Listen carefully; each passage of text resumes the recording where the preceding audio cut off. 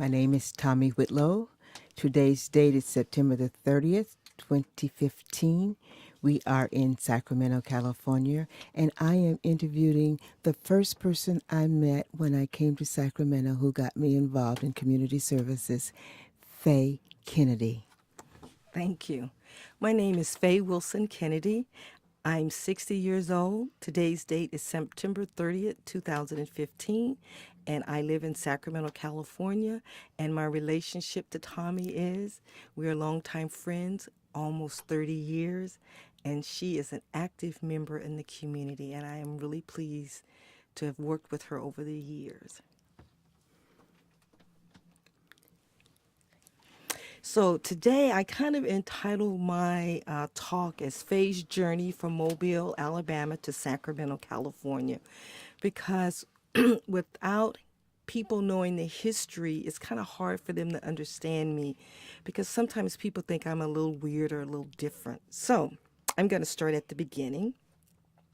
I was born in 1954 to the union of the late Richard Henry Kennedy, also known by his family and friends as R.H., and my mother Annie G. Wilson Kennedy, known by her friends as Honey. And I have one older sister who's 6 years my senior. Her name is Leslie Rose Wilson Kennedy. And we lived in rural Alabama for many, many years. Matter of fact, I lived in a small community called Lisma, Alabama, where I was born. That's in Choctaw County. And it's always funny when I tell people that the very bed that I share with my husband, I was conceived and born in that bed. So I still have that bed. And so my parents moved from the rural South to Mobile so my father could take a job and to support the family. So we lived in Mobile for many, many years. My father at the time worked for an Air Force base. He was a civilian. And at that time, you didn't have a lot of people of African descent working for the federal government. This was in the 60s. Lisma, when we lived in the rural South, was about 50 miles from Mississippi, not too far from where the civil rights workers were found. And so it was a segregated time both in the rural South and in Mobile. I lived in totally segregated communities prior to me moving to Sacramento. And I always joke, people say, well, why were you born at home? I was born at home because in those days, there were segregated hospitals, unlike in Sacramento. So the hospital for the coloreds, as we were called in those days, was 20 miles away up dirt roads. And so, but the hospital where the whites could go that you had to pass by to get to the colored hospital was only 5 miles away. But as my mother would tell me, I was coming fast down the tunnel, and so they turned around, and they went back home, and I was born in the bed that I was conceived in and everything. So that's why I always tell the story that there was some positive things about the segregation that in that I was born at home. But the negative things was that folks of African descent was not afforded the same opportunities. And so that's one of the reasons why my parents really began to contemplate moving and leaving. And really what really forced them to make that final decision to leave was the bombing of the church and the little girls. And we would oftentimes go back and forth to church, and my father was somewhat involved with the civil rights movement on the periphery. And I think that shook my parents and shook the community to the core. And so they decided that that they really wanted to leave. And so the Air Force base that my father was working at was closing, similar to some of the base closures here in Sacramento. And so what they set out to do is to conduct their own research. And I don't even know how they conducted research because in those days there was no computer. But they settled on Sacramento. And my father and mother would tell me one of the reasons they selected Sacramento was for 3 reasons: Sacramento City College, Sac State, and UC Davis. Because those were free colleges. And back south, in most places, There are not free colleges for people, so they selected those. The other reason they liked Sacramento is because a lot of the services, public services here are free or low cost. In Alabama, particularly in Mobile at the time, things were not free. And black folks couldn't take advantage of public services. So, for example, you couldn't go to the public park. You could only go to the public library once a week, Thursdays. Um, and so that really had a profound effect on my parents. We're paying taxes, but we can't use public services. And you really didn't want to engage the local law enforcement because they also didn't necessarily treat you with dignity and respect. So you were living paying taxes and not able to access services to help you and your family. You were not able, schools were even segregated.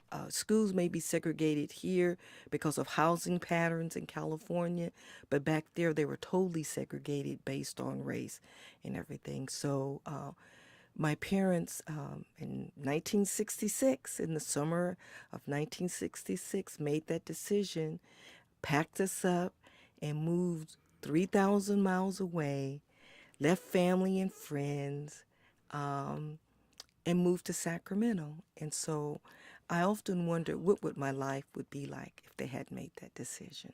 How old were you? I was about 10 years old when I moved here.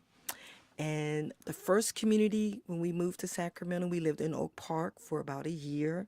It was really, really fun living there. I went to Ethel Phillips Elementary School. And some of the first people I met were still friends. So Francine Burnett, who I met in elementary school, she and I are still friends. We still keep in contact. The Bufords, who are longtime residents of Oak Park. I am friends with the younger generation of Buford. Matter of fact, some of the young people I met in elementary school, fast forward, I met their future wife when I was in junior high school. So it's kind of ironic. You meet someone when you're in elementary school, you're not knowing that you're going to meet his future wife in junior high school. So it was really, really fun.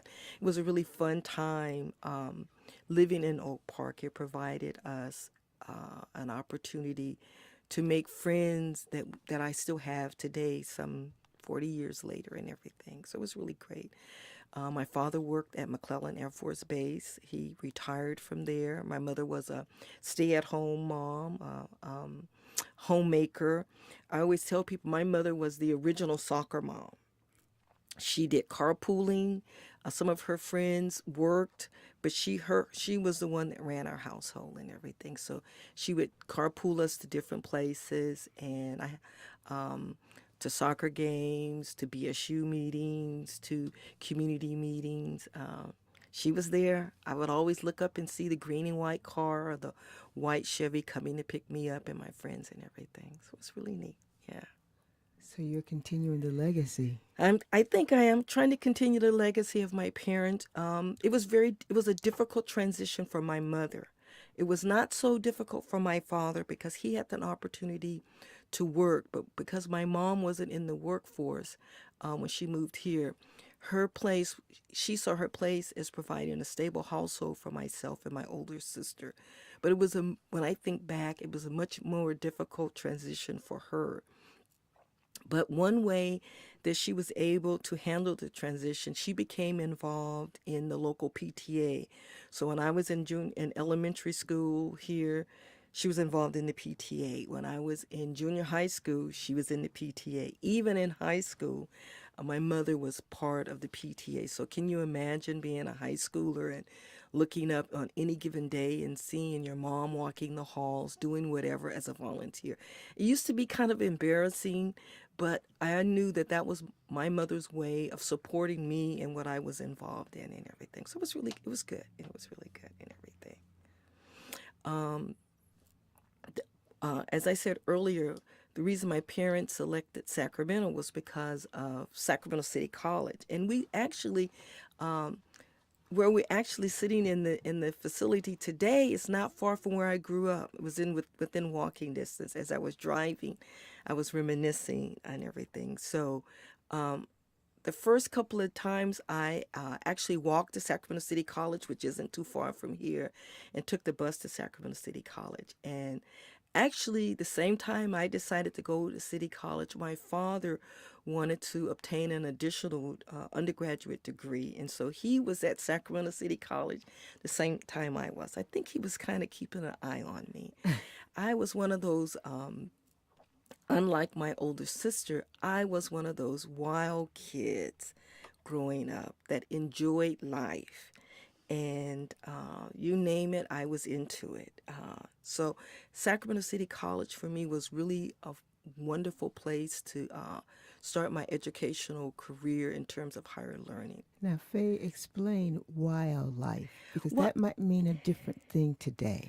Oh, I don't know. I enjoyed life. In that I like to go places. So when I was growing up, there was a clear divide in Sacramento. If you lived on the south part of Sacramento, in South Sacramento, you didn't necessarily venture over to Del Paso Heights or North Sacramento. Well, we did. The group I hung out with, we were not going to be defined by things like that. We actually ventured over and got to know people. So we enjoyed doing that and having friends. That's a good while. Good while. Okay, well, while. I also was very mischievous. So when I was in high school, I did a lot of mischievous things. So, for example, in high school, we actually we had the local police officer who was assigned to our high school. We dismantled his police car and reassembled it on the roof. So we use our brains to do things like that. And we, those days you don't see, nowadays you don't see those phone booths, the old-fashioned phone booths where we would stuff to see how many people could get stuffed in the telephone booth. I was involved with things like that. Now, Faye, that is, I'm glad you're defining that, because that is different than what kids do today. I don't know of children dismantling a car and placing it on a roof. When Oh, I read the papers, they're destroying the cars. In a way, I guess you destroyed we the car, destroyed it, but yes. it was dismantled. We would dismantle it. We took the janitors in high school, we took the janitors' little go-kart and we drove it around and had fun doing things like that. We were wild kids. We enjoyed life. We did. I always tell people that you have to be able to acknowledge your past in order to move forward. So I was not one of those sweet and innocent people that sat at home. No, I gave my parents a run for their money, so to speak. And it probably was good that my mom was a stay-at-home mom, because she was right there for me and supported me. And whatever I decided to do, she was always there. She, even when I wanted to back out, so for example, I was on the volleyball team, which required me to get up very early in the morning. And it's like the third weekend, I decided I didn't want to do it because I had to get up too early. And she said, "Oh no, you signed up for it. You're going to finish the year out." So every morning we would get into the car. My mother would, 4 o'clock in the morning to be exact. So can you imagine, 4 o'clock in the morning, we would be driving down Freeport Boulevard, heading to Green Haven, heading to Kennedy High School to practice volleyball. So my mother was really good in helping me understand, if you make a commitment, you honor that commitment, or you provide a really good reason why. Like if there was an emergency, if you were sick.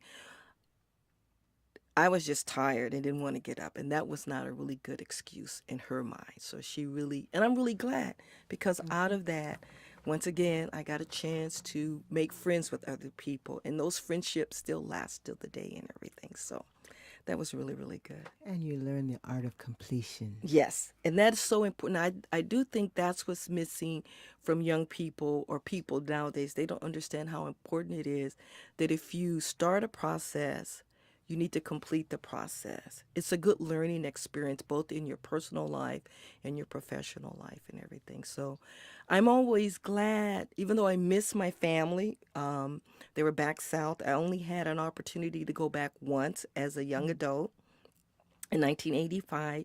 I had an opportunity to go back and visit the house that I was born in, to meet relatives I had not seen since I had been here in Sacramento. So it was really, really good. And we surprised, my sister and I surprised our parents. My parents would go back every other summer and spend the summer through November there, and then come back and spend Christmas and the rest of the year with us. Well, this particular year, my sister and I decided to take our vacation and go back. And I can remember as we drove up, my father was sitting on the front porch, and he says, I saw this car drive up and I saw these people. And he says, they kind of look like my girls, but my girls are back in Sacramento. So he was surprised when we got out and it was really us and everything. So it was their best experience. While I was there on my father's side, there was a family reunion. That was one of the other reasons that really encouraged us to go to meet some of my family. Because for me, I left, I was so young. For my sister, she had known our family members for all of her life, so to speak. When she came to Sacramento, she was 18. She had graduated from high school. I was still in elementary school. Went to the local junior high school, which is right up the road from where we are at San Brandon Junior High School. So it was really good that we made that trip, that pilgrimage back there and everything. I attended Sacramento State University, Sac State, majored in child development there, met a lot of hosts of people there, still keep in contact with lots of them, still have a relationship with the folks at Sac State. Through that, through being at Sac State, I was able to connect with Dr. Coven, Dr. Scott. That's how I met them when they were professors there.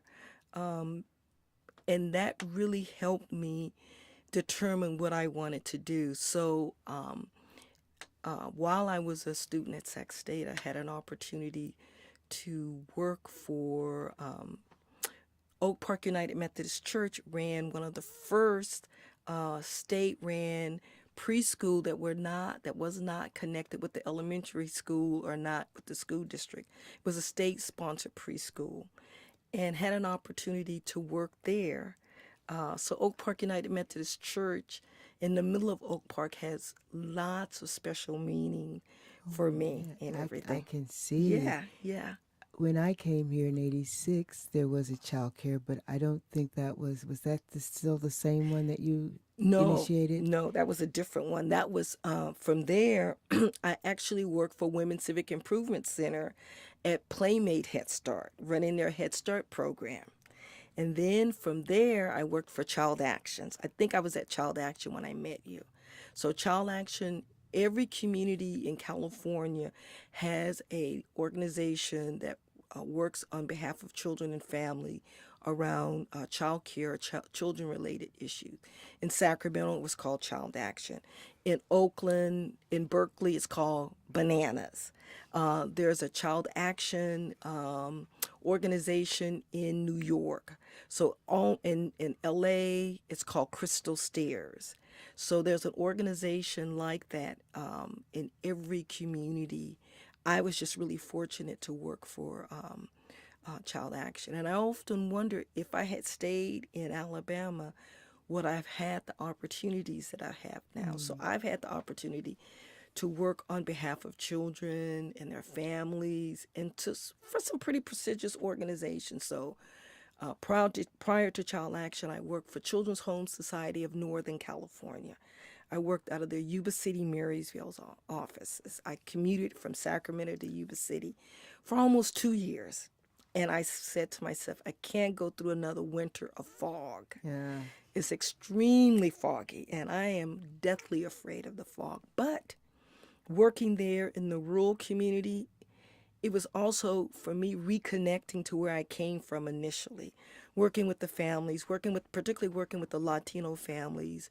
I had an opportunity to work with them, begin to learn a little Spanish, but beginning to work with diverse communities. Remember, I said early on, I lived in a totally segregated community. Yes. So for me it was really important to really connect with different people, understanding their culture, because once you understand individuals' cultures, you realize you really appreciate your own individual culture, but you also have a much more appreciation for other cultures, and you see the similarities and you see the differences. And so I really enjoy that experience. And then from there, I went to work for a foundation. I was always curious about working for foundations because they provide funding for so many wonderful opportunities. But I also found that a lot of foundations, they were not funding into what we would call disadvantaged communities, or if they would fund, it wouldn't filter down to the groups that really needed it. And so working at Sierra Health Foundation provided me the opportunity to really understand the foundation world, how it works, why they didn't necessarily fund into poor communities or communities of color. And I found that in the foundation world, you don't have a lot of people of color working for them. So if they're not there giving voice to particular issues or helping people understand particular issues, within the foundation world, everything is guided by evaluation. So evaluations have to be done in a certain way. And what I found in working, particularly in disadvantaged communities, that they didn't really understand how to do evaluation. So I had to learn myself how to do evaluation and then learn how to reinterpret it where the layperson could understand it. So I tell people all the evaluation is, it's a process, is you set out, did you do what you said you were going to do? And did you accomplish what you were going to do?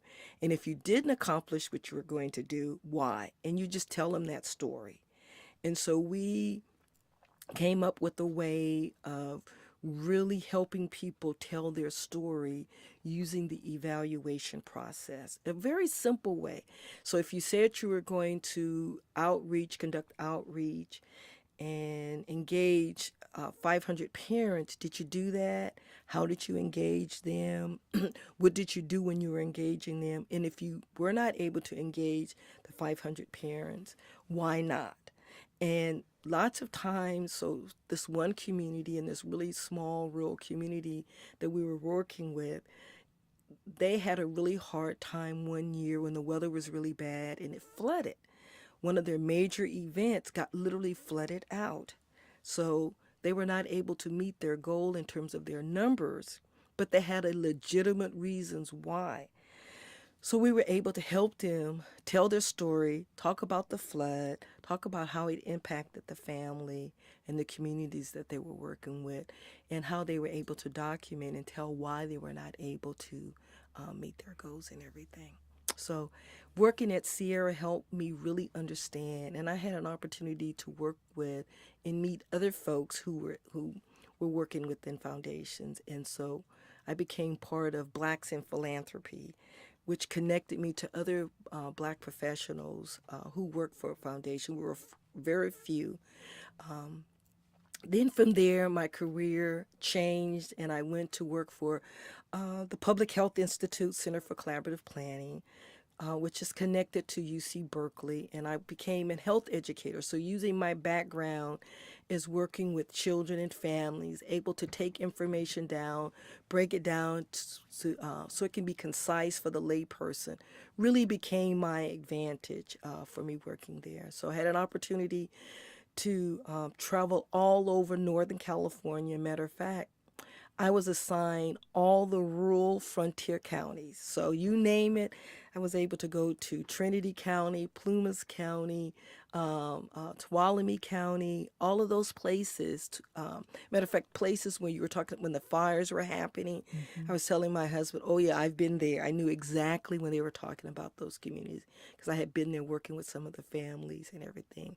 So it was really, really good. That was a really good experience also. Had an opportunity to work with a lot of health professionals, doctors, lay people, midwives.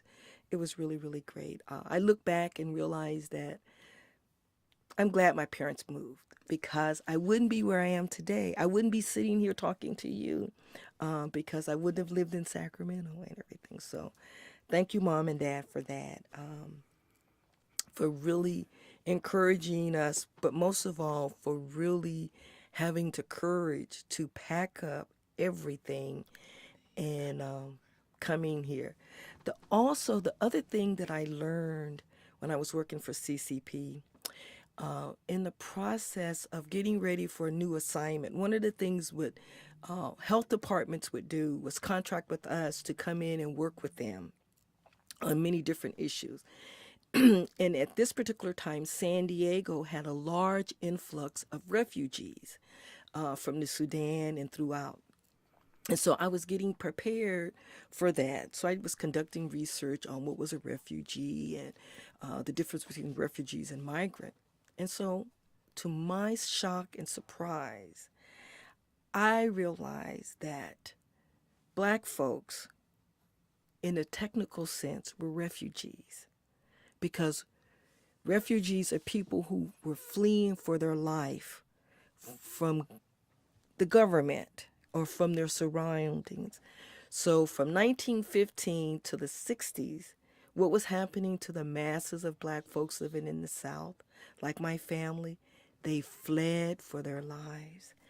It was so profound for me to read that I sat at my desk shaking in tears, that I, like so many people, in a technical sense, was a refugee because we could not depend. My mother and her generation and their generation before them could not depend on the government or their surroundings to protect them. So they left. So when I watch TV and I look at what's happening to the refugees that's going on from who are fleeing Syria for their lives, I think about the masses of black folks who left as part of the Great Migration. So people always say, well, they left for a better job. Well, yeah, they did leave for a better job, but they also left because they wanted to live another year. Faye, I agree with you 100%. I have a friend whose mother told me that her parents were sharecroppers, and her mother was frugal, saved their little pennies. And when they went to pay off the bill, the lady said they owed them more than what her figures showed. And so she said, no, we don't owe you that. We owe you this. And so when the husband came in, she told her husband, the white woman told her husband, and she said, she sassed me. And so her father had to take her mother back to the store, and the woman was expecting my friend's mother to apologize or to take it back, and she wouldn't. They left, they went home, they told family, they packed suitcases, and they left. Because if they had stayed, they believed they would have been killed. They would have been killed, burned out. Yes. Yes. And I think that's and I don't know how old your friend is. I think that's something people in 2015 don't understand, or they think it happened a long time ago. Well, I'm 60 years old, and I can remember growing up not being able to go into department stores but not try on clothes, going to restaurants and you had to sit in a certain place. Or I can remember when we would go from the city of Mobile back to the rural community in which I actually was born, that once you passed a certain point, you couldn't stop. There was no gas stations where you could stop and feel safe. And I think for people, they think that was way, way, way in the past. But if at 6 years old, and if I can remember that vividly as a child, that you had to make sure you used the bathroom before you left home because you knew once you left, once you went past a certain point, you couldn't stop. It was not safe for you to stop and everything to get to your destination. And I think that's something that was one of the reasons why my parents wanted to just leave. They got tired of the humiliation. They just got really, really tired of it. but it also forced the Black community to create a much loving community. So I grew up, even though I lived in a segregated community, I grew up next door to teachers, to attorneys, to doctors. And nowadays, kids don't necessarily interact with people like that. Brown versus the Board of Yes, Education. yes, yes. So it was really, there was some positive things about living back south, but the constant indignity of not being able to try something on is really important. And so finally, what I would like to transition and talk about is, once we moved to Sacramento, I got involved with the public library, the Martin Luther King Library, and it kind of like became my second home. And as I grew older, I became a member of the library, friends of the library, and through that, the love for books and the love for education. Currently, now I work for Public Blue Nile Press, which is the publishing company. What we do at Blue Nile Press is publish books that are written by authors of African descent, mainly fiction. But what we've been doing for the past 2 years is putting on a major event that takes up most of my time called the Sacramento Black Book Fair. Yes. And the Sacramento Book Fair this year in 2016 will be held June 3rd through the 5th, 2016 in historic Oak Park. And what we do is really highlight those books written by authors of African descent and showcase the breadth and the depth of the literature. But we also make it a family-friendly event. And I know we bring about 1,500 people into Historic Oak Park. And for people who don't know, Historic Oak Park is where the Black community really germinated and started here in Sacramento. Oak Park wasn't always predominantly Black. In the past, Oak Park was a suburb, was predominantly white. It has changed over the years and everything. So what we're trying to do is get people back into Oak Park to really enjoy its beauty and understand what's happening. And we use literature as a way of doing that. So when I think back why my parents selected Sacramento, who would have ever thought in 1966 I would be doing this? So the book fair is kind of like I'm coming home again. It's one way of bringing the community together. There's always something for everyone. So we have a children's area there where where kids have an opportunity to engage with local authors, storytelling. We reach out to businesses and they donate books to us. So every child who leaves there can select a book that they would like, Then we have what we call places where people who are authors can come and share information about their books and have book signings, book discussion. Then we have something that's called featured authors, where those authors who have written a body of work or have a specific book that's really well known. So in the past, we've had a local professor who used to teach at Sac State, Eugene Redmond, has been one of our featured authors. He's been really, really good. We've had two people people know them as celebrities in terms of movie stars. We've had, I just went blank on that. I'll come back to them. We've had college professors who served as featured authors, but it's one way where the community can come together and engage folks who write at the local level as well as folks who are internationally known. So we've had people, Carlos Moore, who's more international, who lived in Cuba, who talked about the Cuban experience and everything. So it's really good. The lady from Heat of the Night. Thank you. I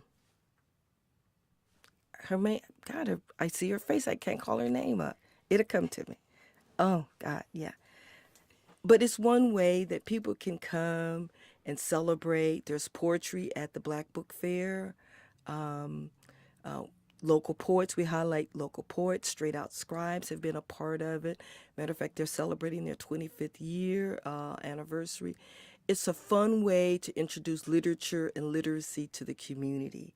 And what we always tell people as a draw, that it's free. That if people had to pay for this, they wouldn't be able to afford it. They have an opportunity to come and engage people and everything. So yeah. And you also get community support.